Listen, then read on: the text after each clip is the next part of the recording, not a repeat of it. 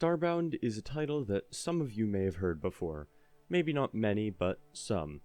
It's similar to Terraria, but in a space setting, with infinitely randomly generating planets and a whole universe to explore. However, the development tale isn't exactly a happy one, and this led to how the game feels a little bit half-baked at times. The game was developed by the indie studio Chucklefish. By now they've become a publisher that has put out games like Risk of Rain and Stardew Valley, which are both fairly popular. But as for Starbound's rocky development, let's go back to the start. Back in 2012, the lead dev, Finn Bryce, announced that Chucklefish was working on Starbound. In 2013, via the Humble Store, Chucklefish released a tiered and Kickstarter-esque funding, where paying for tiers could get you an invite to the future beta, soundtrack downloads, or in-game rewards like naming an NPC, designing an item, or making an outfit. By May of 2013, the game had raised over $1 million. 7 months later, in December 2013, the early access version for Steam dropped, and people loved it. The game had some bugs, but it was fun, and people enjoyed the freedom, diversity, and wonder of the Starbound universe. It received over $2 million in pre-orders and was set to release in 2016. But as the betas went on, beloved features slowly got removed. The randomly generating monster engine, which created unique and wacky aliens to fight on every world you came across, was really toned down. It went from creating huge and absurd enemies with fun and unique abilities to mostly kinda just changing the color of an enemy or the damage type depending on what planet you are on.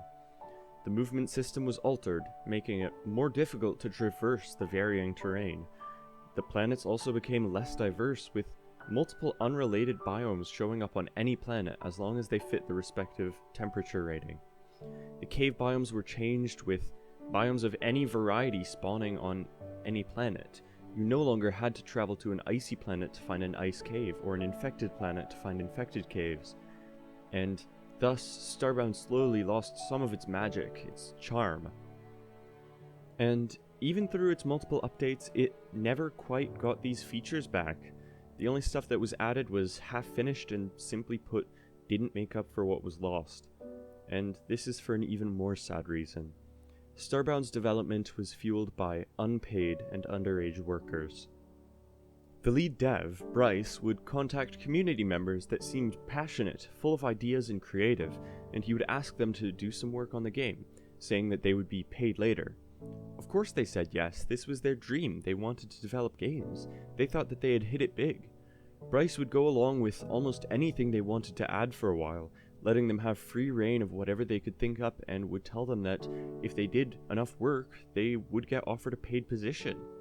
But after a short time of Bryce's extensive support on the newcomers' endeavors, he would ghost them, leaving messages unread and files unimplemented. Then he would continue the cycle of bringing a new person on to do some work, ignoring, and repeating, leaving behind a trail of buggy gameplay and broken dreams.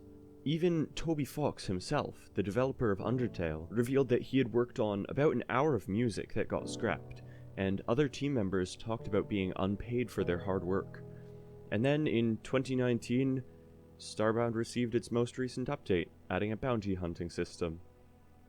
And that was it. Now, I'm not too sure about where Chucklefish as a company is now. Maybe it's improved, maybe it hasn't, but I do know that it still exists. Finn Bryce's Twitter hasn't been active in a few years, but the official Starbound game Twitter has been posting stuff like this. Their website is still up and running, and they've recently released a game called Wild Frost. In the future, hopefully they will not repeat the mistake they made with Starbound. Now, if you are interested in trying out the game, I would absolutely recommend getting it on Steam or Xbox Game Pass. It still is a fun game with beautiful art, so it is worth a try, and it is pretty cheap. In the end, as someone who loves video games and respects the hard work put into development, it really breaks my heart that these young people with big dreams were exploited like this. I hope that they get the chance to put their insane talent to good use with a studio that treats them fairly. Thank you for watching.